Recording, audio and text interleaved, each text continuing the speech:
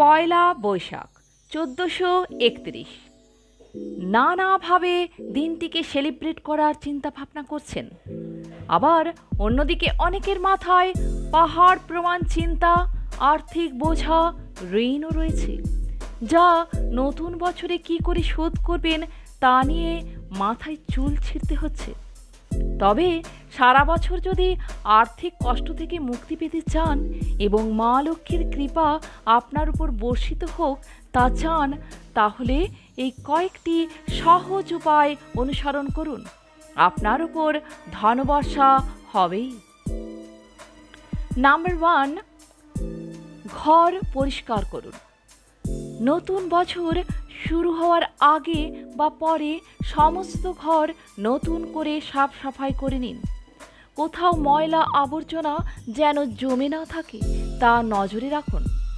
ঘরে বিভিন্ন বাজার চলতি রাসায়নিকের পাশাপাশি ঘর পরিষ্কারের পর একটু গঙ্গা জল ছিটিয়ে নিন। নাম্বার 2, গণেশের মন্দিরে যান। নতুন বছরে প্রথমে ঘরের পুজো করুন। ফাটা ভাঙা মূর্তি সরিয়ে দিন। বছরের প্রথম দিন ভগবান গণেশের মন্দিরে যান। গণেশকে লাড্ডু দিয়ে পুজো দিন এবং তারপর প্রসাদ গরিবদের মধ্যে ভাগ করে দিন। নাম্বার 3, তুলসী বা মানি প্ল্যান্ট নতুন বছরে ঘরে আনুন। একটি নতুন তুলসী গাছ বা মানি প্ল্যান্ট লাগাতে পারেন। পুরনো তুলসী গাছ থাকলে স্নান করিয়ে নতুন করে নিতে পারেন। নতুন বছরের শুভ অবসরে আপনি লাফিং বুদ্ধ ঘরে নিয়ে আসতে পারেন। এটি সব সময় উত্তর পূর্ব দিকে রাখুন। ঘরে এটি থাকলে ধন কখনো কমে না। নাম্বার 5, ঘরের উত্তর দিকে কোনো অনাবশ্যক জিনিস রাখবেন না। বছরের প্রথম দিন ঘরের পূর্ব দিকে জলে ভরা কলস এবং নারকেল রাখুন। জলটি পরে ধীরে ধীরে বদলে দিন।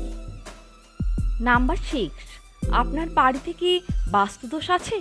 তাহলে পয়লা বৈশাখের সকালে গঙ্গা জল বা পরিষ্কার জলে 7টি আম পাতা ধুয়ে ফেলতে হবে। খুব ভালোভাবে পরিষ্কার করে নিতে হবে। একটা জায়গায় তেল, হলুদ এবং সিঁদুর মিশিয়ে নিন। আম পাতাগুলিতে সেই মিশ্রণের ফোঁটা দিতে হবে। তারপর 7টি আম পাতা একটি লাল সুতো দিয়ে বেঁধে দরজার উপরে টাঙিয়ে ফেলতে হবে আপনাকে। শেষে দরজায় ধূপ দেখিয়ে একটি কোণে পুঁতে দিতে হবে। সেটা বাড়ির দক্ষিণ পূর্ব কোণে রাখলে বেশি ভালো হবে। নাম্বার 7, নববর্ষের প্রথম দিনটা ব্যবসায়ীদের জন্য গুরুত্বপূর্ণ। নয়া বছরে বেশি মুনাফার জন্য পয়লা বৈশাখের ক্যাশ বাক্সের ওপর একটি বাটি সাদা সর্ষে এবং একটি বাটি হলুদ গুঁড়ো রাখার পরামর্শ দেওয়া হয়েছে। পয়লা বৈশাখের সকালে দোকান বা ব্যবসার জায়গায় পরিষ্কার পরিচ্ছন্ন হয়ে যেতে হবে। পরতে হবে শুদ্ধ পোশাক। সঙ্গে দেখাতে হবে ধূপ ও ধুনো। তবে শুধু পয়লা বৈশাখী নয়, বছরের প্রতিটি দিনই শুদ্ধ কাপড় পরে যাওয়ার পরামর্শ দেওয়া হয়েছে। নাম্বার 8, পয়লা বৈশাখের সন্ধ্যায় বাড়িতে ধূপ ধুনো দেওয়ার পরামর্শ দেওয়া হয়েছে।